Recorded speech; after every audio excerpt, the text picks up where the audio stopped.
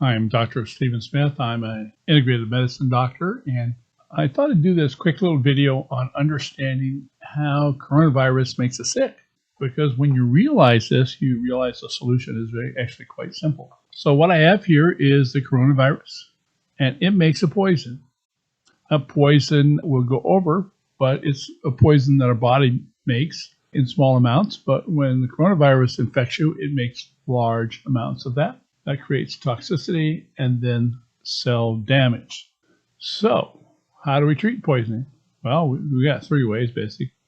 We give induced vomiting with an emetic. That's not going to work for this because this is inside the cell. If you swallow something, we give you a binder like charcoal. That's not going to work. Or number three, we give an antidote. Well, that will work with the coronavirus. So, what is the poison? Well, it's superoxide. It's one of the reactive oxygen species, and it causes cell damage. Our body makes it. It's part of making energy, but it makes small amounts of it, and we have systems to get rid of it. And those are SOD. That stands for superoxide dismutase. So basically, this part and the ACE means it's an enzyme. It just breaks it down. Catalase, anything that ends with an ACE is an enzyme, is another enzyme that helps break it down. Then our body has glutathione, which is our body's primary detoxifier. When you go to the gas station, put some gasoline in your car, you get a little sniff of those fumes. Glutathione binds with that and pulls it out of your body. It's a water-soluble antioxidant. The other important one is lipoic acid. Now, lipoic acid recharges glutathione, but what makes lipoic acid unique is it's got a fat-soluble end and a water-soluble end, so it goes into both worlds. And NAC, N-acetylcysteine, that is the precursor to glutathione. It has the advantage of going through membranes where the glutathione can't get, like into the brain, and it's also a mucolytic. So, SOD is limited by zinc, copper, and manganese. Catalase, really, most older people are low on catalase. You can tell that because they have gray hair, and catalase deficiency causes gray hair. Now, glutathione, that's determined by your genetics, by your load, if you're older, if you're obese. All of these will reduce glutathione.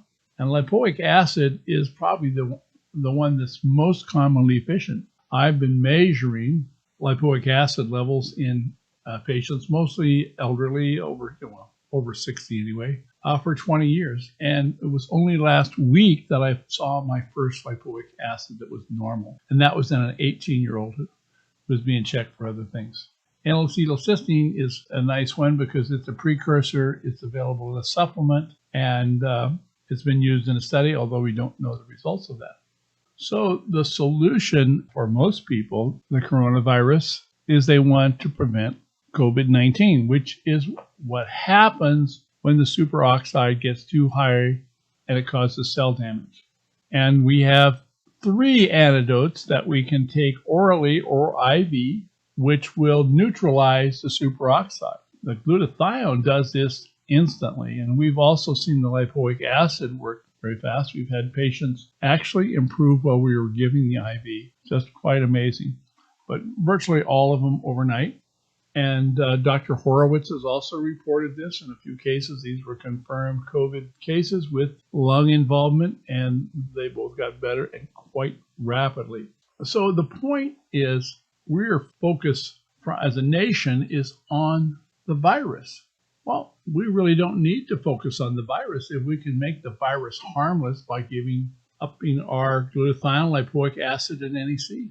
If we take that and we don't have symptoms, then there's really no problem catching the virus. In fact, it's probably the best thing to do. Build up herd immunity. You don't need vaccines, and you don't need to have people in ICUs because you can just give them these things. Now, why isn't this not being done?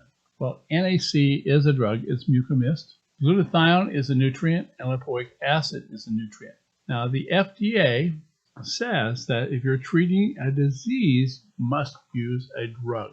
These aren't drugs. These are natural compounds that your body makes, just not enough of. So hospital doctors really can't use them without special permission from the FDA. If they got this, they tried it, and the studies were done, we'd be over this coronavirus and shut down in just a couple weeks. But the CDC has been told about these studies, and they have absolutely no interest in conducting studies. They make their money in the vaccine world. So that's all for this day. We have a solution to the coronavirus, antidotes versus vaccines versus antivirals. I go with the antidotes. They work better, they're cheaper, and they solve the solution today. Thank you.